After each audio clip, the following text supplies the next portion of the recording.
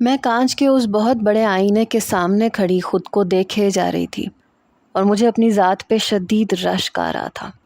سرخ رنگ کی چست فٹڈ میکسی اور گلے میں چمکتا ہوا ہیرے کا ہار میرے چہرے کو مزید نکھار رہا تھا۔ میری کمر کا خم، میرا سراپا، میرا اٹھنا بیٹھنا، سب کچھ اتنا پرفیکٹ اور لاجواب تھا کہ مجھے لگتا تھا دنیا کی تمام رونقیں اور تمام تعریفیں صرف اور صرف میرے اس خوبصورت فگر کی مرہون منت ہے۔ میں مہوش تھی اور میرے لیے میری اپنی خوبصورتی سے بڑھ کے اس پوری کائنات میں کوئی دوسری چیز اہم نہیں تھی۔ میں گھنٹوں بیوٹی پارلر میں گزارتی تھی، مہنگی ترین ڈائٹ لیتی تھی اور اپنی فٹنس کا اس حد تک خیال رکھتی تھی کہ لوگ مجھے دیکھ کے دنگ رہ جاتے تھے۔ میری شادی کو بھی صرف 6 مہینے ہوئے تھے اور عادل جیسا امیر اور اسمارٹ شوہر پا کے میں خود کو دنیا کی خوش قسمت ترین عورت سمجھتی تھی۔ لیکن اس خوش قسمتی کے پیچھے میرا وہ جنون تھا جو مجھے اپنی ذات سے تھا۔ میں کسی بھی قیمت پہ اپنی خوبصورتی میں 1% بھی کمی نہیں آنے دینا چاہتی تھی۔ اس رات شہر کے ایک بہت بڑے اور ہائی فائی کلب میں ہماری ایک قریبی دوست کی برتھ ڈے پارٹی تھی، جہاں سوسائٹی کے تمام امیر اور ماڈرن لوگ جمع تھے۔ میں جیسی ہال میں داخل ہوئی تو سب کی نظریں مجھ پہ جم گئی۔ عادل میرے ساتھ تھا اور وہ بھی میری تعریفیں سن کے فخر محسوس کر رہا تھا۔ میری سہیلیاں صبا، نتاشا اور زویا فوراً میری طرف لپکیں اور بولی، مہوش تم تو کمال لگ رہی ہو یار، عادل واقعی بہت خوش قسمت ہے کہ اسے تم جیسی اپسرا ملی۔ میں ان کی یہ باتیں سن کے دل ہی دل میں نہال ہو رہی تھی۔ میں نے عادل کو بزنس پارٹنرز کے پاس چھوڑا اور خود لڑکیوں کے گروپ میں چلی گئی تاکہ اپنی تعریفوں کا یہ سلسلہ مزید سن سکوں۔ میں ہاتھ میں امپورٹڈ جوس کا گلاس لیے آگے بڑھی ہی تھی کہ اچانک میرے پیٹ میں ایک بہت عجیب اور خوفناک مڑوڑ اٹھی۔ مجھے ایک دم سے زوردار متلی کا جھٹکا لگا، جیسے میرے اندر سب کچھ الٹ پلٹ ہو رہا ہو۔ میرا سر اتنی تیزی سے چکرایا کہ میرے سامنے ہال کی روشنیاں دھندلا گئیں اور میں نے گرتے گرتے خود کو ایک میز کے سہارے روکا۔ میرے ہاتھ سے جوس کا گلاس چھوٹ کے نیچے گرا اور چکنا چور ہو گیا۔ میرا چہرہ سیکنڈوں میں زرد پڑ گیا اور میرے ہاتھ پاؤں برف کی طرح ٹھنڈے ہونے لگے۔ میری حالت اتنی اچانک بگڑی کہ میں خود سمجھ نہیں پائی کہ یہ ہو کیا رہا ہے۔ او مائی گاڈ مہوش، کیا ہوا تمہیں؟ صبا نے میرا کانپتا ہوا ہاتھ پکڑتے ہوئے اونچی آواز میں چلائی۔ میری یہ حالت دیکھ کے وہاں موجود دوسری سہیلیاں نتاشا اور زویا بھی فوراً میرے پاس آ گئی۔ ہال کے کچھ اور لوگ بھی ہماری طرف دیکھنے لگے۔ میں اپنی سانسیں بحال کرنے کی کوشش کر رہی تھی، کچھ بولنے ہی والی تھی کہ اچانک نتاشا کے چہرے پہ ایک انتہائی طنزیہ اور زہریلی مسکراہٹ ابھری اور اس نے وہاں سب کے سامنے زوردار قہقہا لگایا اور تالی بجاتے ہوئے بولی، ارے یار، لگتا ہے ہماری ہائی فائی اور فٹنس فریک مہوش امید سے ہو گئی ہے۔ شادی کے محض 6 مہینے بعد تم نے یہ گل کھلا دیا۔ تم تو کہتی تھی کہ میں کئی سالوں تک بچہ نہیں کروں گی، مجھے تو ابھی لائف انجوائے کرنی ہے۔ زویا نے بھی فوراً نتاشا کا ساتھ دیا اور وہ بھی میرا مذاق اڑاتے ہوئے بلند آواز میں کہنے لگی، ہاں یار، بالکل وہی علامات ہیں، دیکھو تو اس کا چہرہ کیسا پیلا پڑ گیا۔ اب ماں بنتے ہی تمہارا یہ خوبصورت فگر بالکل خراب ہو جائے گا۔ مہوش، تمہاری یہ ساری فٹنس دھری کی دھری رہ جائے گی اور تم بھی عام مڈل کلاس ماؤں کی طرح موٹی، بھاری اور بے ڈھنگی نظر آنے لگو گی۔ پھر دیکھتے ہیں کہ یہ بیوٹی کوئین کا تاج تمہارے سر پہ کیسے سجتا ہے۔ ان کے یہ طنزیہ الفاظ میرے کانوں میں پگھلے ہوئے گرم سیسے کی طرح لگ رہے تھے۔ اپنی ان ہائی فائی سہیلیوں کے سامنے اس طرح کا مذاق بننا میری انا اور میری لائف اسٹائل پہ سب سے بڑا وار تھا۔ مجھے ایسے لگا جیسے کسی نے مجھے بلندی سے نیچے پٹخ دیا ہو۔ میں مزید ایک پل بھی اس ہال میں نہیں رک سکتی تھی۔ مجھے لگ رہا تھا سب لوگ مجھ پہ ہنس رہے ہیں۔ میں نے عادل کو آواز دیے بغیر اپنا ہینڈ بیگ اٹھایا، ان کے طنز بھرے کہکہوں کو پیچھے چھوڑا اور پارٹی سے نکل کر سیدھا پارکنگ ایریا کی طرف بڑھی۔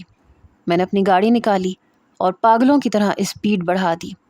پورا راستہ میرا دل بری طرح سے دھڑک رہا تھا اور دماغ میں بس ایک ہی ہولناک خوف گردش کر رہا تھا کہ کہیں نتاشا کی بات سچ نہ ہو جائے، کہیں میں واقعی ماں نہ بننے والی ہوں۔ اگر ایسا ہوا تو میرا جسم برباد ہو کے رہ جائے گا۔ جیسے ہی میں گھر پہنچی تو عادل نے پریشانی سے میرے قریب آتے ہوئے پوچھا، کیا ہوا ہے مہوش؟ کیوں اتنا پریشان ہو رہی ہو؟ کبھی کبھی ایسے ہی طبیعت خراب ہو جاتی ہے۔ مگر اس کی بات سن کے میرا غصہ آسمان کو چھونے لگا۔ تم نے یہ کیا کیا ہے عادل؟ میں نے اپنا مہنگا ہینڈ بیگ بیڈ پہ زور سے پٹخا اور چلاتے ہوئے اس کے بالکل سامنے کھڑی ہو گئی۔ میری آنکھوں سے غصے اور خوف کے آنسو مسلسل بہہ رہے تھے۔ عادل نے چونک کے میری طرف دیکھا اور بولا، کیا ہوا ہے مہوش؟ تم کس بارے میں بات کر رہی ہو؟ میں نے کیا کیا ہے؟ میں نے تم سے 1000 بار کہا تھا، اصرار کیا تھا، منتیں کی تھیں کہ احتیاط کرنا۔ مجھے ابھی کئی سالوں تک بچہ نہیں چاہیے۔ میں نے چیختے ہوئے عادل کا گریبان اپنے دونوں ہاتھوں میں جکڑ لیا۔ تم اچھی طرح جانتے ہو نا کہ مجھے اپنے جسم سے، اپنی خوبصورتی سے کتنی محبت ہے۔ مجھے یہ خوبصورت فگر ہر قیمت پہ برقرار رکھنا ہے۔ شادی کا مطلب یہ تو نہیں ہے کہ میں ایک بچے کو جنم دے کے اپنی ساری خوبصورتی، اپنی فٹنس، اپنا یہ پرفیکٹ جسم برباد کر دوں۔ آج پارٹی میں سب میرا مذاق اڑا رہی تھیں۔ وہ کہہ رہی تھی میں موٹی اور بے ڈھنگی ہو جاؤں گی، میرا فگر تباہ ہو جائے گا۔ میں یہ کبھی برداشت نہیں کروں گی عادل۔ میں کبھی ایک موٹی اور بدصورت عورت بن کے گھر میں نہیں بیٹھ سکتی۔ عادل نے صدمے اور دکھ سے میرا ہاتھ اپنے گریبان سے ہٹایا۔ اس کے چہرے پہ میری اس انتہا درجے کی خود غرضی کو دیکھ کے ایک گہرا کرب ابھر آیا تھا۔ مہوش، تم پاگل ہو گئی ہو۔ اگر خدا ہمیں اولاد کی اتنی بڑی نعمت دے رہا ہے تو تم اپنے فگر کے لیے اس معصوم سی جان سے نفرت کر رہی ہو۔ نہیں، میرے لیے کچھ بھی اہم نہیں ہے میری اس خوبصورتی سے بڑھ کے۔ میں نے آئینے میں اپنے پرفیکٹ سراپے کو دوبارہ دیکھتے ہوئے ہسٹیریائی اور پاگلوں والے انداز میں کہا، اگر یہ سچ ہے کہ میں پریگننٹ ہوں تو میں اس بچے کو کبھی دل سے قبول نہیں کر پاؤں گی۔ میں اپنی زندگی، اپنی آزادی اور اپنا یہ خوبصورت جسم کسی کے لیے بھی برباد نہیں ہونے دوں گی۔ تم نے بہت بڑا دھوکہ کیا ہے میرے ساتھ عادل۔ عادل بالکل خاموش ہو گیا، صدمے سے مجھے دیکھتا رہا، جیسے اسے یقین نہ آ رہا ہو کہ وہ اپنی محبت سے بیاہ کے لائی گئی بیوی کو سن رہا ہے، یا پھر کسی بے حس پتھر کی مورت کو جس کے اندر ممتا کا کوئی نام و نشان نہیں تھا۔ لیکن میں اپنے اس خود غرضانہ فیصلے پہ قائم تھی۔ ساری رات میں روتی رہی۔ اگلی صبح میری طبیعت مزید خراب ہو گئی۔ مجھے مسلسل الٹیاں ہونے لگیں، میرا سر بری طرح چکرا رہا تھا اور میں بیڈ سے اٹھنے کے قابل بھی نہیں رہی۔ عادل جو مجھ سے شدید محبت کرتا تھا اور میری ہر تکلیف پہ تڑپ اٹھتا تھا، وہ اپنی تمام ناراضگی بھول گیا۔ وہ میری محبت میں اس حد تک مجبور تھا کہ میری بدتمیزی اور سنگ دلی کے باوجود وہ میرے سرہانے آ کے بیٹھ گیا۔ اس نے پیار سے میرا ہاتھ تھامنے کی کوشش کی، لیکن میں نے جھٹکے سے اپنا ہاتھ پیچھے کھینچ لیا اور اس کی طرف سے منہ پھیر لیا۔ عادل نے ایک سرد آہ بھری اور بہت نرمی سے بولا، مہوش، غصہ چھوڑو اور میرے ساتھ لیڈی ڈاکٹر کے پاس چلو، تمہاری حالت دیکھی نہیں جا رہی۔ میں نے غصے سے کہا، میں کسی ڈاکٹر کے پاس نہیں جاؤں گی۔ اگر اس نے کہہ دیا کہ میں امید سے ہوں تو میں اسی وقت اس حمل کو ضائع کروا دوں گی۔ میں اس مصیبت کو اپنے وجود کا حصہ نہیں بننے دوں گی۔ عادل نے تڑپ کے میرا ہاتھ پکڑا اور بولا، مہوش، خدا کے لیے ایسی باتیں مت کرو، چلو ڈاکٹر کو دکھاتے ہیں، جو ہوگا دیکھا جائے گا۔ وہ میری محبت میں اس حد تک بے بس تھا کہ اس نے میری تمام شرطیں مان لیں اور مجھے زبردستی گاڑی میں بٹھا کے شہر کی ایک بہت بڑی اور مہنگی لیڈی ڈاکٹر کے کلینک پہ لے گیا۔ پورے راستے میں گاڑی کی کھڑکی سے باہر دیکھتی رہی اور عادل کو دل ہی دل میں کوستی رہی کہ اس شخص نے میری پوری زندگی برباد کر دی۔ جب ہم کلینک پہنچے تو وہاں کا ماحول دیکھ کے میرا دل اور بیٹھ گیا۔ مجھے ہر طرف مائیں اپنے بچوں کے ساتھ نظر آ رہی تھیں اور مجھے ان سب سے شدید گھن آ رہی تھی۔ مجھے لگ رہا تھا کہ یہ سب عورتیں کتنی بے ڈھنگی اور موٹی ہو چکی ہیں اور میرا انجام بھی ایسا ہی ہونے والا ہے۔ کچھ دیر کے بعد ڈاکٹر نے مجھے اندر بلایا۔ عادل بھی میرے ساتھ اندر گیا۔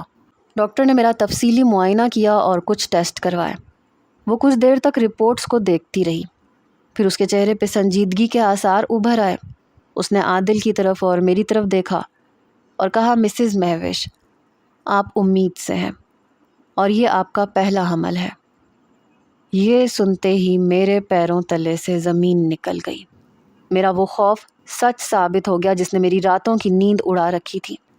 میں نے ڈاکٹر کی بات کاٹتے ہوئے فوراً کہا، ڈاکٹر، مجھے یہ بچہ نہیں چاہیے، آپ اسی وقت میرا ابارشن کر دیں، میں کسی بھی قیمت پہ اس حمل کو جاری نہیں رکھ سکتی۔ عادل نے صدمے سے مجھے دیکھا، لیکن ڈاکٹر نے بہت سختی سے اپنا قلم میز پہ رکھا اور بولی، مسز مہوش، یہ اتنا آسان نہیں ہے، آپ کی رپورٹس میں کچھ بہت شدید پیچیدگیاں آئی ہیں۔ آپ کے یوٹرس کی پوزیشن اور کچھ اندرونی مسائل ایسے ہیں کہ اگر اس مرحلے پہ آپ کا حمل ضائع کرنے کی کوشش کی گئی تو آپ کی جان کو بہت بڑا خطرہ ہو سکتا ہے۔ اس لیے میں ایک ڈاکٹر ہونے کے ناطے آپ کو یہ حمل ضائع کرنے کی اجازت ہرگز نہیں دے سکتی۔ آپ کو یہ حمل برقرار رکھنا ہی ہوگا، ورنہ آپ اپنی جان سے ہاتھ دھو بیٹھیں گی۔ ڈاکٹر کے یہ الفاظ میرے کانوں میں دھماکے کی طرح گونجے۔ میری جان کو خطرہ ہو سکتا ہے۔ یہ سن کے عادل نے فوراً ڈاکٹر کا شکریہ ادا کیا اور بولا، ڈاکٹر صاحبہ، مجھے میری بیوی کی جان سب سے پہلے عزیز ہے، ہم کوئی خطرہ نہیں لیں گے۔ لیکن عادل کی بات سن کے میرے اندر ایک لاوا پھٹ پڑا۔ میں کلینک سے باہر بھاگی اور گاڑی میں آ کے بیٹھ گئی۔ عادل جب گاڑی میں آیا تو میں نے پاگلوں کی طرح اس پہ چلانا شروع کر دیا۔ تم نے کیا کیا ہے جاہل؟ گواروں کی طرح پہلے ہی سال میں مجھے امید سے کر دیا۔ تم مڈل کلاس سوچ کے مالک ہو، تمہیں صرف بچے پیدا کرنے کا شوق ہے، تمہیں میری خوبصورتی کی، میرے کریئر کی کوئی پرواہ نہیں ہے۔ تم نے ایک جاہل مرد کی طرح میری زندگی برباد کر دی۔ عادل میری یہ گالیاں اور تانے سن کے خاموش رہا۔ اس کی آنکھوں سے آنسو نکل رہے تھے، لیکن وہ میری محبت میں اس حد تک مجبور تھا کہ اس نے مجھے ایک لفظ بھی آگے سے نہیں کہا۔ گھر آنے کے بعد میں نے خود کو ایک کمرے میں بند کر لیا۔ میں دن رات روتی تھی اور آئینے میں اپنے جسم کو دیکھ کے کڑتی رہتی تھی۔ جیسے جیسے دن گزر رہے تھے میرے اندر کا غصہ اور نفرت بڑھتی جا رہی تھی۔ میں نے فیصلہ کیا کہ میں دنیا کے سامنے اپنے اس حمل کو کبھی ظاہر نہیں ہونے دوں گی۔ میں نے اپنی سہیلیوں نتاشا، زویا اور صبا سے ملنا بالکل بند کر دیا، اور جب بھی گھر سے باہر جانا ہوتا یا کوئی قریبی رشتہ دار گھر آتا تو میں بہت زیادہ ڈھیلے ڈھالے اور گھیردار کپڑے پہننے لگی تاکہ میرا بڑھتا ہوا پیٹ کسی کو نظر نہ آئے۔ میں نے اپنے تمام فٹڈ اور خوبصورت کپڑے الماری میں بند کر دیے، اور جب بھی میں ان کپڑوں کو دیکھتی تو عادل کے لیے میرے دل میں نفرت کی ایک نئی لہر دوڑ جاتی۔ میں عادل کو روزانہ تانے دیتی کہ تم ایک جاہل انسان ہو، تم نے میری خوبصورتی کا جنازہ نکال کے رکھ دیا۔ وقت اپنی تیز رفتاری سے گزر رہا تھا۔ اب میری پریگنینسی کا 5واں مہینہ شروع ہو چکا تھا۔ ان 5 مہینوں میں میں نے خود کو دنیا سے بالکل کاٹ لیا تھا۔ میں نہ کسی سے ملتی تھی اور نہ کسی کی کال کا جواب دیتی تھی۔ میرا پیٹ اب آہستہ آہستہ باہر کو نکل رہا تھا۔ ایک دن میری ایک پرانی سہیلی صبا کا فون آیا۔ میں نے فون نہیں اٹھایا تو اس نے مسلسل کالز کی اور پھر میسج کیا کہ مہوش، آج رات ہماری یونیورسٹی کے پرانے گروپ کا ایک بہت بڑا گیٹ ٹوگیدر ہے اور تمہیں ہر قیمت پہ آنا ہوگا۔ ہم سب تمہارے گھر کے باہر آ رہے ہیں اور تمہیں زبردستی لے کے جائیں گے۔ میں بہت گھبرا گئی کیونکہ میں اپنا یہ بدصورت وجود کسی کو نہیں دکھانا چاہتی تھی، لیکن ان کے اصرار کے سامنے میری ایک نہ چلی۔ میں نے الماری میں سے سب سے زیادہ ڈھیلا ڈھالا میکسی سٹائل گھیردار کالا لباس نکالا تاکہ میرا پیٹ بالکل چھپ جائے، اور میں نے بہت زیادہ میک اپ کیا تاکہ میرے چہرے کی زردی اور پریشانی چھپ سکے۔ عادل نے مجھے روکا اور کہا کہ مہوش، اس حالت میں تمہارا پارٹی پہ جانا ٹھیک نہیں ہے، لیکن میں نے اسے غصے سے جھڑک دیا اور کہا، تم چپ رہو، تمہاری وجہ سے میں پہلے ہی قیدی بن چکی ہوں، اب کیا میں گھر میں سڑ جاؤں؟ میں عادل کو پیچھے چھوڑ کے غصے میں پارٹی کے لیے نکل گئی۔ جب میں اس عالیشان ہوٹل کے ہال میں پہنچی تو وہاں موسیقی کی تیز آوازیں گونج رہی تھیں اور یونیورسٹی کے تمام پرانے دوست موجود تھے۔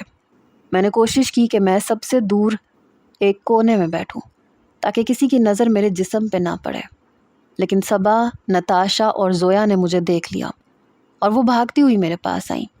انہوں نے مجھے سر سے پاؤں تک دیکھا۔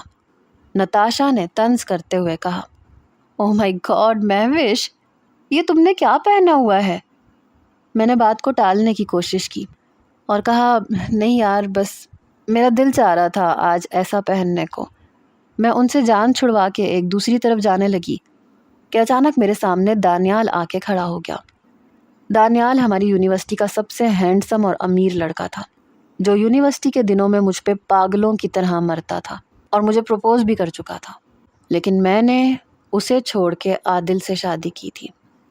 دانیال نے مجھے دیکھا اور اس کے چہرے پہ ایک گہرا صدمہ اور حیرت ابھر آئی۔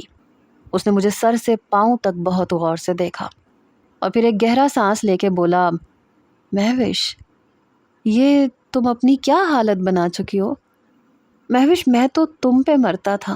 ہماری یونیورسٹی کے تمام لڑکے تمہاری ایک جھلک دیکھنے کو ترستے تھے۔ تم نے اپنے اس خوبصورت جسم اور فگر کی وجہ سے سب کے دلوں پہ راج کیا ہے، لیکن تم نے اپنی محبت میں اندھے ہو کے اس عادل سے شادی کر لی، اور دیکھ لو اس عادل نے تمہارا کیا حال کر دیا۔ وہ مڈل کلاس سوچ کا مالک انسان ہے، اولاد کے نام پہ تمہارے پاؤں میں بیڑیاں ڈالنا چاہتا ہے۔ وہ چاہتا ہے کہ تم ایک عام سی گھریلو عورت بن کے رہ جاؤ۔ دانیال کی باتیں میرے ذہن میں زہر کی طرح گھل رہی تھیں، اور مجھے لگ رہا تھا کہ وہ بالکل سچ کہہ رہا ہے۔ عادل نے واقعی میرے ساتھ بہت بڑا دھوکہ کیا ہے۔ دانیال یہی نہیں رکا، اس نے میرے اور قریب ہو کے کہا، مہوش، ابھی تو یہ شروعات ہے۔ جب یہ بچہ دنیا میں آئے گا اور تم اس کی دیکھ بھال میں لگ جاؤ گی اور تم اس سے فیڈ کرواؤ گی، تو تمہارا یہ سارا فگر ہمیشہ کے لیے تباہ ہو جائے گا۔ تمہارا جسم بالکل بے ڈھنگا ہو جائے گا، لٹک جائے گا۔ تم کبھی اپنی پرانی شیپ میں واپس نہیں آ پاؤ گی۔ مائیں جب بچے کو فیڈ کرواتی ہیں تو ان کی خوبصورتی کا جنازہ نکل جاتا ہے۔ تم تڑپ جاؤ گی اپنی اس پرانی لک کو دیکھنے کے لیے، لیکن تم کچھ بھی نہیں کر پاؤ گی۔ عادل نے تمہیں ایک بچے کی ماں بنا کے تمہارا پورا کریئر، تمہارا فگر ہمیشہ کے لیے مٹی میں ملا دیا۔ اب تم کبھی وہ بیوٹی کوئین نہیں بن پاؤ گی۔ دانیال کی اس بات نے میرے پورے وجود میں آگ لگا دی۔ بچے کو فیڈ کروانے سے فگر ہمیشہ کے لیے تباہ ہو جائے گا، یہ جملہ میرے دماغ میں ایک ہتھوڑے کی طرح بار بار برسنے لگا۔ میرا سانس پھولنے لگا اور مجھے لگا کہ دانیال نے میری آنکھیں کھول دی ہیں۔ عادل واقعی میرا دشمن ہے، وہ میری خوبصورتی کو ختم کرنا چاہتا ہے۔ دانیال نے مجھے پوری طرح بھڑکا دیا تھا، اور میرے اندر کی ممتا جو پہلے ہی کمزور تھی وہ اب مکمل طور پہ نفرت میں بدل چکی تھی۔ میں نے دل ہی دل میں ایک خوفناک فیصلہ کر لیا کہ اگر بچہ دنیا میں آ بھی گیا تو میں اسے کبھی اپنا دودھ نہیں پلاؤں گی۔ چاہے کچھ بھی ہو جائے، میں اپنے جسم کو مزید برباد نہیں ہونے دوں گی۔ میں پارٹی کو وہیں چھوڑ کے پاگلوں کی طرح روتی ہوئی گھر کی طرف بھاگی۔ میرا غصہ اس وقت عروج پہ تھا، اور میرے دماغ میں بس دانیال کے وہ الفاظ گونج رہے تھے کہ عادل نے تمہارے پاؤں میں بیڑیاں ڈال دی ہیں۔ میں گھر پہنچی تو عادل ہال میں ہی میرا انتظار کر رہا تھا۔ میں نے ہینڈ بیگ زمین پہ پٹکا اور عادل کے چہرے پہ ایک زوردار تھپڑ مار دیا۔ عادل صدمے سے اپنے گال پہ ہاتھ رکھ کے مجھے دیکھنے لگا، اور میں نے چیختے ہوئے کہا، تم دنیا کے سب سے گھٹیا انسان ہو عادل۔ تم نے مجھ سے حسد کی وجہ سے مجھے اس حال میں پہنچایا ہے تاکہ میرا فگر خراب ہو جائے۔ لیکن یاد رکھنا، میں اس بچے کو کبھی اپنا دودھ نہیں پلاؤں گی۔ میں اپنے جسم کو تمہارے اس گھٹیا مڈل کلاس سوچ کے لیے برباد نہیں ہونے دوں گی۔ عادل خاموشی سے میری اس بدتمیزی پہ آنسو بہاتا رہا، لیکن میرے دل میں اب اس کے لیے اور اس کے ہونے والے بچے کے لیے صرف اور صرف شدید نفرت بھر چکی تھی۔ وقت گزرنے کے ساتھ ساتھ میرے وجود کا بوجھ بڑھتا جا رہا تھا، اور اب میری پریگنینسی کا 8واں مہینہ شروع ہو چکا تھا۔ یہ 8واں مہینہ میرے لیے کسی جہنم سے کم نہیں تھا، کیونکہ میری حالت اب پہلے سے بھی کہیں زیادہ خراب ہو چکی تھی۔ میری ٹانگوں میں سوجن آ گئی تھی، اور میرا وہ پرفیکٹ جسم جس پہ مجھے ناز تھا وہ بالکل بے ڈھنگا ہونا شروع ہو گیا تھا۔ میں دن میں 10 بار آئینے کے سامنے کھڑی ہوتی اور اپنے بدصورت ہوتے وجود کو دیکھ کے خون کے آنسو روتی۔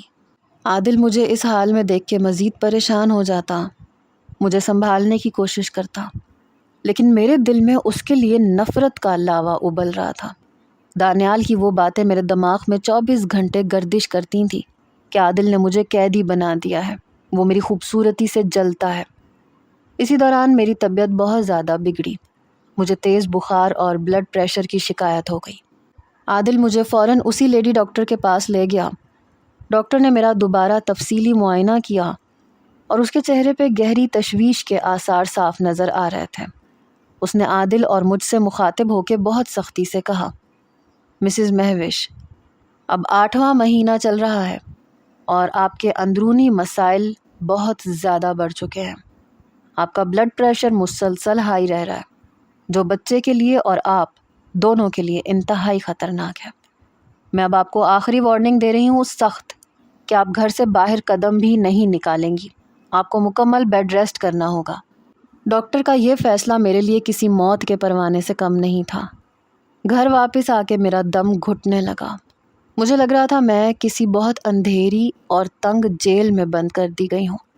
میری تمام دوستیں روزانہ نئی نئی پارٹیز کی تصاویر سوشل میڈیا پہ شیئر کرتی تھیں، جنہیں دیکھ کے میرا دل جلتا تھا اور مجھے لگتا تھا کہ میری زندگی ہمیشہ کے لیے ختم ہو چکی ہے۔ میں اپنے اس بند کمرے میں دیواروں کو دیکھتی رہتی اور میرا غصہ عادل پہ مزید بڑھتا چلا جاتا۔ ایک دن میرے صبر کا پیمانہ لبریز ہو گیا اور ہمارے درمیان اب تک کا سب سے ہولناک اور بڑا جھگڑا ہوا۔ عادل رات کو تھکا ہارا آفس سے آیا اور اس نے بہت پیار سے میرے سر پہ ہاتھ رکھ کے پوچھا، مہوش تمہاری طبیعت کیسی ہے؟ میں نے جھٹکے سے اس کا ہاتھ دور ہٹایا اور بیڈ پہ کھڑی ہو گئی۔ میں نے پاگلوں کی طرح چیختے ہوئے کہا، تم مجھ سے دور رہو عادل، میں اس طرح گھر میں بند ہو کے پاگل ہو جاؤں گی۔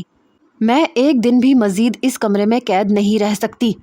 میں کوئی مڈل کلاس جاہل عورت نہیں ہوں جو بچے پیدا کرنے کے لیے خود کو مٹا دے۔ تم نے میری زندگی برباد کر دی عادل۔ عادل نے مجھے سنبھالنے کی کوشش کی اور بولا، مہوش خدا کے لیے آرام کرو، ڈاکٹر نے تمہیں غصہ کرنے سے منع کیا ہے، بس اب صرف 1 مہینے کی بات ہے، اس کے بعد سب ٹھیک ہو جائے گا۔ میں نے عادل کی بات سن کے ایک کہا لگایا اور کہا کہ کچھ ٹھیک نہیں ہوگا۔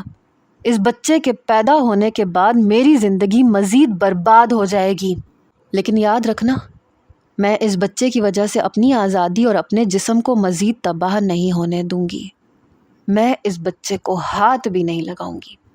اس لیے میں تمہیں ابھی اپنا آخری فیصلہ سنا رہی ہوں کہ اس بچے کی پیدائش سے پہلے مجھے گھر میں کوئی ایسا ملازم لا کے دو جس پہ میں اس بچے کی اور اس گھر کی ساری ذمہ داری ڈال سکوں۔ مجھے ایسا نوکر چاہیے جو بہت زیادہ پھرتیلا ہو، جوان ہو اور بچے کے جاگنے اور سونے، دودھ پینے اور اس کے تمام کاموں کو اکیلے سنبھال سکے۔ میں اس بچے کے پیمپرز تبدیل کرنے اور راتوں کو جاگنے کے لیے اپنی نیند اور اپنی خوبصورتی خراب نہیں کروں گی۔ عادل میری یہ بات سن کے دنگ رہ گیا۔ اس نے حیرت سے مجھے دیکھا اور بولا، مہوش تم یہ کیا کہہ رہی ہو؟ ملازم تو گھر میں پہلے سے کام کر رہے ہیں، اور اگر تمہیں بچے کے لیے ملازمہ چاہیے تو مارکیٹ میں بہت سی تجربے کار لیڈیز ملازمہ اور دائیاں موجود ہے۔ میں کل ہی کسی اچھے ادارے سے ایک پروفیشنل آیا یا کوئی لیڈی ملازمہ رکھ لیتا ہوں، وہ بچے کی دیکھ بھال کر لے گی۔ لیکن میں نے عادل کی بات پہ زور سے پیر پٹکا اور غصے سے چلائی، نہیں، مجھے کوئی لیڈیز ملازمہ یا آیا نہیں چاہیے۔ یہ عورتیں سست ہوتی ہیں، نخرے کرتی ہیں۔ مجھے گھر میں کوئی جوان اور پھرتیلا لڑکا ملازم چاہیے، کیونکہ ایک لڑکا ملازم ہی صحیح سے بچے کی 24 گھنٹے دیکھ بھال کر سکتا ہے۔ وہ بھاگ دوڑ کے سارے کام بھی کر لے گا اور بچے کو بھی سنبھال لے گا۔ میں نے فیصلہ کیا ہے کہ مجھے صرف اور صرف ایک لڑکا نوکر چاہیے جو میرے اشاروں پہ ناچے اور اس بچے کی پوری ذمہ داری اپنے سر لے، تاکہ میں اس مصیبت سے آزاد ہو کے فوراً اپنی پرانی لائف اسٹائل اور اپنے فگر کو ٹھیک کرنے پہ دھیان دے سکوں۔ عادل نے مجھے سمجھانے کی بہت کوشش کی کہ مہوش، ایک غیر مرد یا لڑکے کو بچے کی دیکھ بھال کے لیے گھر میں رکھنا ٹھیک نہیں ہے، لوگ کیا کہیں گے، اور اخلاقی طور پہ بھی یہ مناسب نہیں ہے۔ لیکن میں اس وقت دانیال کی باتوں کے سحر میں تھی اور اپنے فگر کو بچانے کے لیے کسی بھی حد تک جانے کو تیار تھی۔ میں نے عادل کو صاف کہہ دیا کہ اگر تم نے کل تک کوئی جوان اور پھرتیلا لڑکا ملازم ڈھونڈ کے نہیں لائے تو میں اس گھر میں کوئی بہت بڑا طوفان کھڑا کر دوں گی۔ عادل میری محبت میں اس حد تک اندھا اور مجبور ہو چکا تھا کہ وہ میری اس عجیب اور ضدی فرمائش کے سامنے بھی بے بس ہو گیا۔ اس نے ایک گہری سانس لی اور جھکے ہوئے سر کے ساتھ کمرے سے باہر نکل گیا تاکہ وہ میری اس شرط کو پورا کر سکے، اور میں آئینے میں اپنے 8ویں مہینے کے بھاری وجود کو دیکھ کے دل ہی دل میں مسکرا رہی تھی کہ جیسے ہی وہ لڑکا ملازم آئے گا میں بچے کا سارا بوجھ اس پہ ڈال دوں گی اور میں خود آزاد ہو جاؤں گی۔ بالآخر وہ دن بھی آ گیا جس کا مجھے پچھلے 9 مہینوں سے بڑی شدت سے انتظار تھا، لیکن یہ انتظار کسی ممتا کی وجہ سے نہیں تھا، بلکہ اس عذاب اور اس بھاری وجود سے چھٹکارا پانے کے لیے تھا جس نے میری خوبصورتی کو گرہن لگا دیا تھا۔ ہسپتال کے VIP روم میں میرے والدین، میرے ساس سسر اور عادل سب موجود تھے۔ لیڈی ڈاکٹر نے میرا آخری معائنہ کیا اور عادل سے کہا کہ مہوش کی صحت بالکل ٹھیک ہے اور ہم بہت آسانی سے نارمل ڈیلیوری کروا سکتے ہیں، اس میں کوئی خطرہ نہیں ہے۔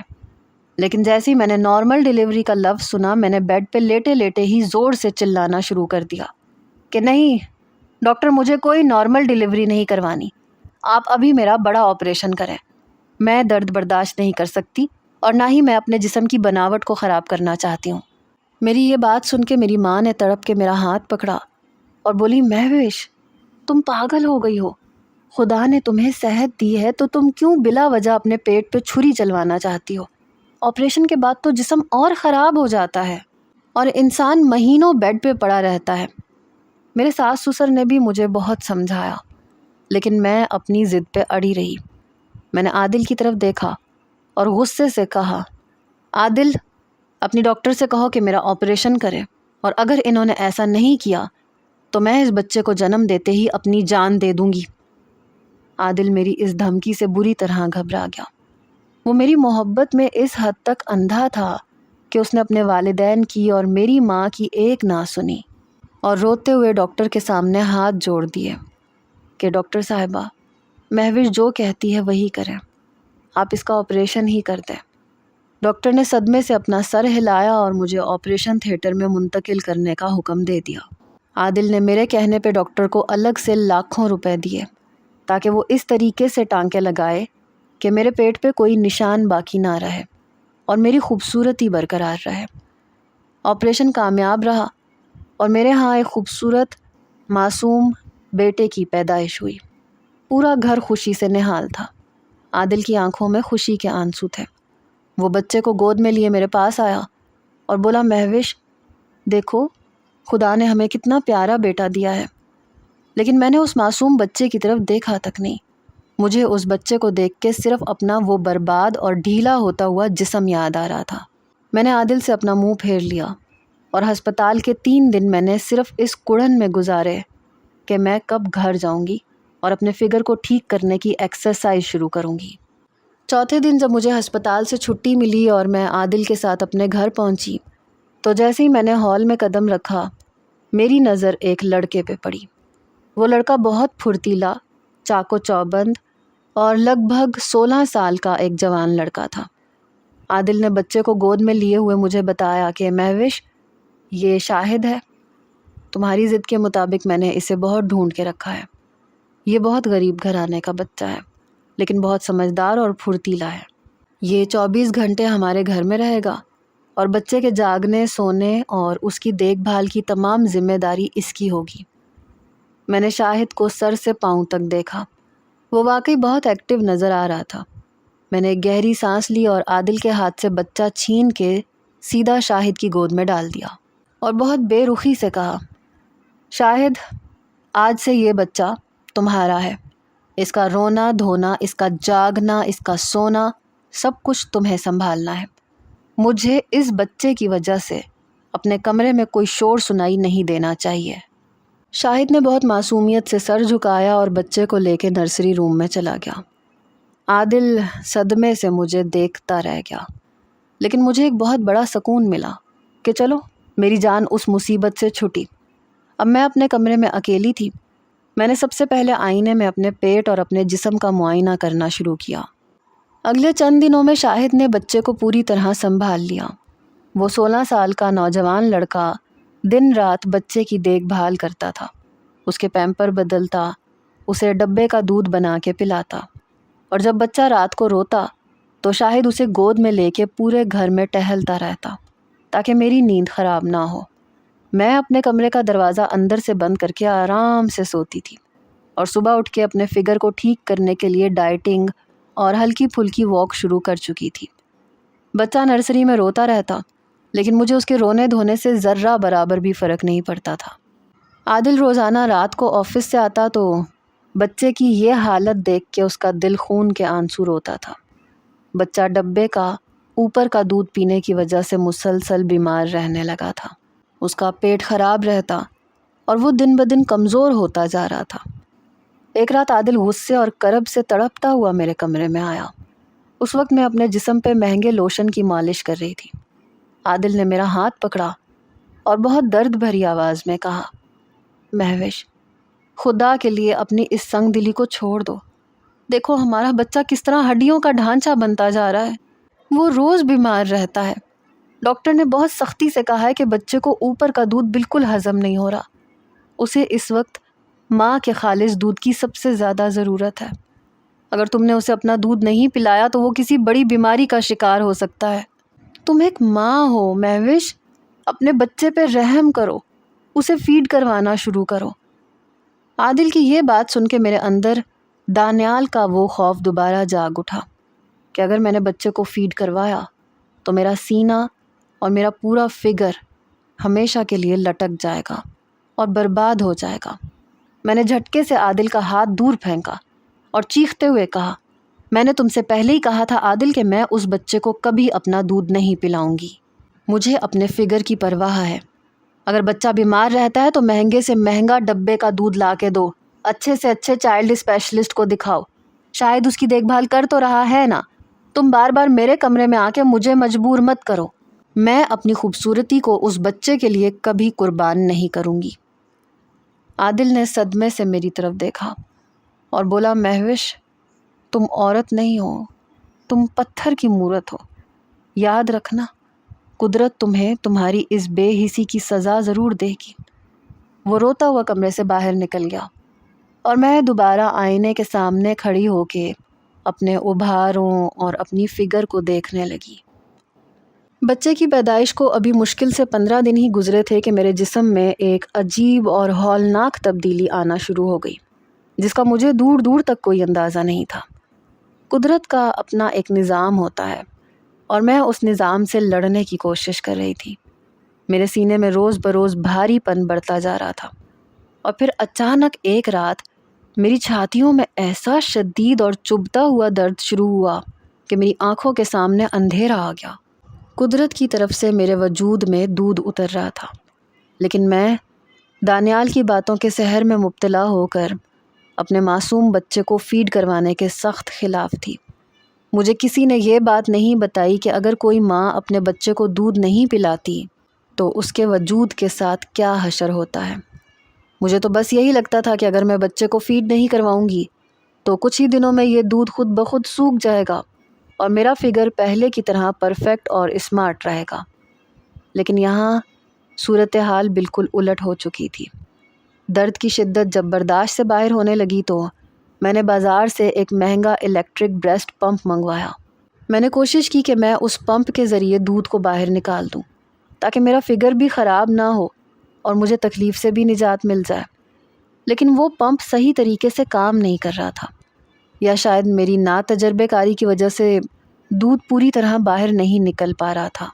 جتنی بار میں پمپ کرتی، دودھ اتنی ہی تیزی سے دوبارہ بننا شروع ہو جاتا اور درد کی ایک نئی لہر میرے پورے وجود کو ہلا کے رکھ دیتی۔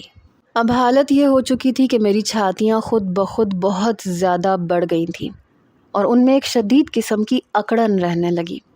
کساؤ اس حد تک بڑھ گیا کہ میرا سانس بھی لینا محال ہو گیا۔ سب سے زیادہ شرمندگی اور پریشانی کی بات میرے لیے یہ تھی کہ اب ہر وقت میری چھاتیوں سے خود بخود دودھ ٹپکنے لگتا۔ میں اپنے بیڈ روم میں ہوتی یا ہال میں چل پھر رہی ہوتی، میرے مہنگے اور خوبصورت کپڑے سامنے سے بالکل گیلے ہو جاتے۔ مجھے اپنے آپ سے اور اپنے اس گیلے لباس سے شدید گھن آنے لگی تھی۔ میں دن میں 4 بار اپنے کپڑے تبدیل کرتی، لیکن چند ہی گھنٹوں میں وہ دوبارہ گیلے ہو جاتے۔ عادل جب بھی میرے کمرے میں آتا اور میرے کپڑوں پہ وہ گیلے نشانات دیکھتا تو اس کا دل تڑپ اٹھتا تھا۔ وہ میرے قریب آ کے بہت پیار سے گڑ گڑا کے مجھے سمجھاتا کہ مہوش، خدا کے لیے میری بات مانو، دیکھو قدرت تمہیں اشارہ دے رہی ہے، تمہارا بچہ نرسری میں بھوکا رو رہا ہے، اوپر کے ڈبے کا دودھ پی پی کے اس کا پیٹ خراب ہو چکا ہے، وہ مسلسل بیمار رہ رہا ہے۔ تمہارا یہ دودھ تمہارے بچے کا حق ہے، اسے اپنا دودھ پلاؤ، خدا کے لیے اس معصوم پہ اور اپنے اس وجود پہ رحم کرو۔ لیکن میں عادل کی ہر بات کو غصے سے ہٹا دیتی اور چیختے ہوئے کہتی کہ عادل، تم چپ رہو، تم مجھے مت سکھاؤ، یہ عارضی تکلیف ہے، کچھ ہی دنوں میں یہ دودھ سوکھ جائے گا۔ میں اپنے فگر کو اس بچے کی خاطر برباد نہیں کروں گی۔ عادل بیچارہ روز میری یہ کڑوی باتیں سنتا اور مایوس ہو کے نرسری میں چلا جاتا، جہاں وہ 16 سال کا نوجوان نوکر شاہد میرے معصوم بچے کو گود میں لیے فیڈر سے دودھ پلا رہا ہوتا تھا۔ شاہد دن رات بچے کے ساتھ رہتا تھا اور بچہ اب شاہد کے ساتھ اس حد تک سیٹ ہو چکا تھا کہ وہ شاہد کی آواز سنتے ہی چپ ہو جاتا تھا۔ 15ویں دن میری تکلیف اس حد تک بڑھ گئی کہ مجھے شدید بخار چڑھ گیا۔ میری چھاتیوں میں اب صرف درد نہیں تھا، بلکہ ہاتھ لگانے پہ مجھے اندر سخت پتھر جیسی گٹھلیاں محسوس ہونے لگیں۔ ابھاروں میں اس حد تک اکڑن اور تپش تھی کہ مجھے لگتا تھا جیسے میرے سینے میں کسی نے آگ لگا دی ہو۔ جب یہ درد بالکل برداشت سے باہر ہو گیا اور میں رات بھر تڑپتی رہی، تو اگلی صبح عادل مجھے زبردستی اسی لیڈی ڈاکٹر کے پاس لے گیا۔ جب ڈاکٹر نے میرا تفصیلی معائنہ کیا اور میری چھاتیوں کو چھو کے دیکھا تو اس کے چہرے پہ شدید غصہ اور صدمہ ابھر آیا۔ اس نے مجھے بہت سختی سے ڈانٹنا شروع کیا اور بولی، مسز مہوش، تم کیسی جاہل اور بے حس عورت ہو؟ تم نے اپنے معصوم بچے کو دودھ کیوں نہیں پلایا؟ دیکھو، تمہاری اس نادانی کی وجہ سے تمہاری چھاتیوں میں دودھ بلاک ہو چکا ہے اور وہاں سخت قسم کی گٹھلیاں بننی شروع ہو گئی ہیں۔ میڈیکل کی زبان میں اسے میسٹائٹس کہتے ہیں۔ اگر تم نے ابھی بھی اپنے بچے کو فوراً دودھ نہیں پلایا تو یہ گٹھلیاں کینسر کا روپ دھار سکتی ہیں، یا پھر ہمیں سرجری کر کے تمہارا پورا سینہ کاٹنا پڑ سکتا ہے، جس سے تمہاری خوبصورتی ہمیشہ کے لیے ختم ہو جائے گی۔ میں تمہیں یہ آخری وارننگ دے رہی ہوں کہ گھر جاؤ اور اسی وقت بچے کو اپنا دودھ پلاؤ تاکہ یہ گٹھلیاں پگھلیں، ورنہ تم ایک بہت بڑے اور ناقابل تلافی نقصان کے لیے تیار ہو جاؤ۔ ڈاکٹر کی یہ بات سن کے میرے ہوش اڑ گئے اور میرا وہ سارا غرور سیکنڈوں میں خاک میں مل گیا۔ جو فگر میں بچانا چاہتی تھی، اب اسی فگر کے کٹ جانے کا خوف میرے سامنے کھڑا تھا۔ میں ہسپتال سے گھر آئی تو میرا پورا وجود خوف سے کانپ رہا تھا۔ میں نے عادل سے کہا کہ فوراً شاہد کو بولو کہ میرے بچے کو کمرے میں لے کے آئے۔ عادل بھاگتا ہوا گیا اور شاہد کی گود سے معصوم بچے کو لے کے میرے پاس آیا۔ عادل کے چہرے پہ امید کی ایک لہر تھی کہ شاید اب میں ماں بن جاؤں گی۔ میں نے تڑپتے ہوئے دل اور شدید درد کے ساتھ اپنے کپڑے سامنے سے ہٹائے اور روتے ہوئے بچے کو اپنے سینے سے لگانے کی کوشش کی تاکہ وہ دودھ پی لے اور میری یہ جان لیوا گٹھلیاں پگھل جائیں۔ لیکن جیسے ہی میں نے بچے کو اپنے قریب کیا، اس نے میری چھاتی کو منہ لگانے سے صاف انکار کر دیا۔ وہ بری طرح سے چیخنے اور رونے لگا کیونکہ 15 دن سے اسے شاہد فیڈر سے ہی اوپر کا دودھ پلا رہا تھا اور اب وہ اس فیڈر کے نپل کا عادی ہو چکا تھا۔ اسے ماں کے سینے کو چھونے کی عادت نہ تھی اور نہ ہی وہ میرے وجود کو پہچانتا تھا۔ میں نے بار بار کوشش کی، عادل نے بھی بچے کا سر میرے سینے کی طرف کرنے کی کوشش کی، لیکن بچہ اس حد تک رویا کہ اس کا سانس پھولنے لگا اور اس نے منہ بالکل بند کر لیا۔ اب وہ میرا دودھ پینے کو بالکل تیار نہیں تھا اور وہاں نرسری میں شاہد کھڑا یہ سب کچھ سن رہا تھا کیونکہ بچہ اب صرف شاہد کے ہاتھوں میں ہی پرسکون ہوتا تھا۔ میری اب تک کی سب سے بڑی شکست ہو چکی تھی۔ بچہ منہ نہیں لگا رہا تھا، سینے کا درد بڑھتا جا رہا تھا، گٹھلیاں مزید سخت ہوتی جا رہی تھیں۔ اب مجھے سمجھ میں نہیں آ رہا تھا کہ میں اس دردناک عذاب سے کیسے نکلوں، کیونکہ قدرت نے میری ہی خود غرضی کو میری سب سے بڑی سزا بنا دیا تھا۔ ڈاکٹر کی وارننگ اور بچے کے دودھ نہ پینے کی وجہ سے میری حالت لمحہ بلمحہ بگڑتی جا رہی تھی۔ اسی دوران عادل کو اچانک اپنے بزنس کے سلسلے میں ایک بہت ضروری ٹرپ پہ دوسرے شہر جانا پڑ گیا۔ وہ جانا نہیں چاہتا تھا کیونکہ میری حالت خراب تھی، لیکن اس ڈیل کا ہونا ہمارے مستقبل کے لیے بہت ضروری تھا۔ اس نے نوکر کو بلا کے سختی سے تاکید کی کہ شاہد، بی بی جی کا پورا خیال رکھنا اور کوئی بھی مسئلہ ہو تو مجھے فوراً فون کرنا۔ عادل کے جانے کے بعد رات کا وقت ہوا تو میرے سینے میں اٹھنے والا وہ درد اچانک ایک ہولناک عذاب کی شکل اختیار کر گیا۔ میری چھاتیوں میں بنی ہوئی وہ سخت گٹھلیاں اب تپتے ہوئے کوئلوں کی طرح دہک رہی تھیں۔ مجھے ایسے لگ رہا تھا جیسے میرے وجود کے اندر کسی نے سوئیاں چبو دی ہوں۔ شدید کساؤ اور ابھاروں کی اکڑن کی وجہ سے میرا سانس رکنے لگا تھا اور مجھے تیز بخار نے اپنی لپیٹ میں لے لیا تھا۔ میں بیڈ پہ تڑپ رہی تھی اور درد کے مارے میری چیخیں نکل رہی تھیں۔ میں نے نرسری کا رخ کیا جہاں میرا معصوم بچہ شاہد کی گود میں سکون سے سو رہا تھا۔ میں نے ایک بار پھر روتے ہوئے بچے کو اپنے گیلے اور وزنی سینے سے لگانے کی آخری کوشش کی کہ شاید یہ دودھ پی لے اور میری جان بچ جائے، لیکن بچے نے نیند میں ہی اپنا منہ دوسری طرف پھیر لیا۔ جیسے ہی نپل اس کے ہونٹوں سے چھوا، وہ ڈر کے بری طرح رونے لگا۔ وہ اب کسی بھی قیمت پہ میرا دودھ پینے کو راضی نہیں تھا، کیونکہ اسے فیڈر کی پکی عادت پڑ چکی تھی۔ درد جب بالکل ناقابل برداشت ہو گیا اور مجھے لگا کہ اب میرا سینہ پھٹ جائے گا، تو میں نے روتے اور کراہتے ہوئے نرسری میں کھڑے شاہد نوکر کو آواز دی۔ شاہد نرسری کے دروازے پہ آ کے کھڑا ہو گیا اور بولا، جی بی بی جی، کیا ہوا، آپ رو کیوں رہی ہیں؟ میں نے بیڈ کے پائے کو مضبوطی سے جکڑتے ہوئے کہا، شاہد، خدا کے لیے میری مدد کرو، میں درد سے مر رہی ہوں، میری چھاتیوں میں دودھ جم گیا ہے، سخت گٹھلیاں بن چکی ہیں، ڈاکٹر نے کہا ہے کہ اگر یہ گٹھلیاں نہ پگھلیں تو یہ کینسر بن جائیں گی اور میرا پورا فگر سرجری سے کاٹنا پڑے گا۔ شاہد میری بات سن کے بری طرح سے گھبرا گیا، اس کا چہرہ خوف سے سفید پڑ گیا۔ وہ الٹے قدموں پیچھے ہٹتے ہوئے بولا، بی بی جی، میں تو ایک ادنا سا نوکر ہوں، میں بھلا اس بیماری میں آپ کی کیا مدد کر سکتا ہوں؟ آپ عادل صاحب کو فون کریں یا ہسپتال چلیں۔ میں نے روتے ہوئے تڑپ کے کہا، شاہد، عادل دوسرے شہر گئے ہیں اور ہسپتال جانے کی مجھ میں ہمت نہیں ہے، میں گاڑی تک بھی نہیں چلا سکتی۔ تم غریب لوگ ہو، تمہاری ماؤں بہنوں کو دیسی علاج معلوم ہوتے ہیں، خدا کے لیے مجھے اس جان لیوا تکلیف سے نجات دلوا دو، میں تمہارے سامنے ہاتھ جوڑتی ہوں۔ شاہد نے میری یہ حالت دیکھ کے ایک گہری سانس لی۔ اس کا خوف تھوڑا سا کم ہوا اور وہ بہت شرافت اور تمیز سے بولا، بی بی جی، ہمارے گاؤں میں جب کسی ماں کا بچہ دودھ نہیں پیتا اور اس کے سینے میں ایسے گٹھلیاں بن جاتی ہیں تو میری ماں ایک دیسی طریقہ استعمال کرتی تھی، اگر آپ اجازت دیں تو میں وہ ٹوٹکا آزما سکتا ہوں۔ میں نے درد سے تڑپتے ہوئے فوراً کہا، شاہد، جو کرنا ہے کرو، بس میری یہ گٹھلیاں پگھلا دو۔ شاہد فوراً کچن کی طرف بھاگا۔ اس نے وہاں جا کے چولہے پہ پانی کا ایک بڑا پتیلا رکھا۔ اس نے اس پانی میں نیم کے تازہ پتے اور ڈھیر سارا نمک ڈال کے اسے خوب اچھی طرح ابالا۔ جب پانی پوری طرح کھول گیا تو وہ اس گرم پانی کے پتیلے اور صاف سوتی کپڑے کے بڑے ٹکڑے لے کے میرے کمرے میں واپس آیا اور بولا، بی بی جی، میں بیڈ کے پاس اس اسٹول پہ بیٹھ جاتا ہوں، آپ اپنے لباس کو سامنے سے تھوڑا سا ڈھیلا کر لیں تاکہ میں اس گرم پانی میں کپڑا بھگو کے آپ کے سینے پہ دور سے ہی ٹکور کر سکوں۔ اس نیم کے گرم پانی کی تپش اور نمک کے اثر سے اندر جمی ہوئی دودھ کی گٹھلیاں خود بخود پگھل کے باہر نکلنا شروع ہو جائیں گی۔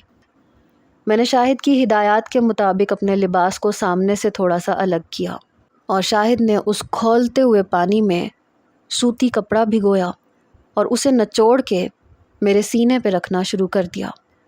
جیسے ہی وہ گرم کپڑا میری سخت اور تپتی ہوئی چھاتیوں کو چھوا، میرے منہ سے ایک زوردار چیخ نکلی، لیکن شاہد نے بہت حوصلے سے کہا، بی بی جی، تھوڑا سا درد برداشت کریں، یہ گرم ٹکور ہی ان گٹھلیوں کو پگھلائے گی۔ شاہد مسلسل آدھے گھنٹے تک اس گرم پانی سے ٹکور کرتا رہا اور آہستہ آہستہ اس گرمائش کا جادو چلنے لگا۔ نیم اور نمک کے اس دیسی علاج نے کمال کر دیا۔ میرے سینے کا کساؤ کم ہونے لگا اور وہ سخت پتھر جیسی گٹھلیاں آہستہ آہستہ نرم ہو کے پگھلنے لگی۔ بند مسام کھلنے کی وجہ سے دودھ کا دباؤ کم ہو گیا، میرا بخار بھی اترنے لگا اور مجھے ایسے لگا جیسے مجھے ایک نئی زندگی مل گئی ہو۔ شاہد نے جب دیکھا کہ میرا درد ختم ہو چکا ہے اور گٹھلیاں بالکل غائب ہو گئی ہیں تو اس نے پانی کا پتیلا اٹھایا اور بہت شرافت کے ساتھ کمرے سے باہر نکل گیا۔ شاہد کے جانے کے بعد میں بیڈ پہ لیٹ گئی اور میری آنکھوں سے آنسوؤں کا ایک سیلاب بہہ نکلا۔ یہ آنسو درد کے نہیں تھے بلکہ پچھتاوے اور ندامت کے تھے۔ مجھے دانیال کی وہ زہریلی باتیں یاد آ رہی تھیں جنہوں نے مجھے اندھا کر دیا تھا، اور مجھے اپنے اس فگر اور اس جھوٹی خوبصورتی پہ کتنا غرور تھا کہ میں نے اپنے معصوم بچے کو اس کا جائز حق دینے سے انکار کر دیا تھا۔ قدرت نے میرا وہ سارا غرور آج مٹی میں ملا دیا۔ مجھے بچانے کے لیے نہ میرا وہ مہنگا الیکٹرک پمپ کام آیا اور نہ ہی میری ماڈرن سوچ کام آئی، بلکہ ایک غریب اور ان پڑھ نوکر کے دیسی علاج اور اس کی شرافت نے میری جان بچائی۔ میرا دل ممتا کے احساس سے تڑپ اٹھا۔ میں بیڈ سے اٹھی اور نرسری میں گئی۔ شاہد وہاں بچے کو جھولا جھلا رہا تھا۔ میں نے شاہد کا شکریہ ادا کیا اور بچے کو اپنی گود میں اٹھا لیا۔ اس بار بچے نے منہ لگانے سے انکار نہیں کیا، کیونکہ گٹھلیاں پگھلنے کے بعد دودھ کا فلو بالکل نارمل ہو چکا تھا، اور بھوک کی وجہ سے بچے نے آہستہ آہستہ میرا دودھ پینا شروع کر دیا۔ جب بچے نے پہلی بار میرا دودھ پیا تو مجھے اپنے اندر ایک ایسی انوکھی اور پاکیزہ تسکین محسوس ہوئی جو مجھے دنیا کی کسی ہائی فائی پارٹی یا خوبصورت فگر سے کبھی نہیں ملی تھی۔ اگلی صبح جب عادل اپنے بزنس ٹرپ سے واپس لوٹا اور اس نے بیڈ روم کا دروازہ کھولا تو اس کے قدم وہیں تھم گئے۔ اس کی آنکھوں میں یقین اور خوشی کے آنسو آ گئے، کیونکہ سامنے بیڈ پہ میں بہت سکون سے بیٹھی اپنے معصوم بیٹے کو اپنا دودھ پلا رہی تھی، اور میرے چہرے پہ ایک سچی ماں کا نور چمک رہا تھا۔ میں نے عادل کی طرف دیکھا اور روتے ہوئے اس سے اپنے تمام گناہوں اور بدتمیزیوں کی معافی مانگی۔ عادل نے مجھے اور بچے کو اپنے سینے سے لگا لیا، اور میں نے دل میں عہد کیا کہ اب میرے لیے میرا فگر نہیں، بلکہ میری ممتا اور میرا خاندان ہی میری کل کائنات ہے۔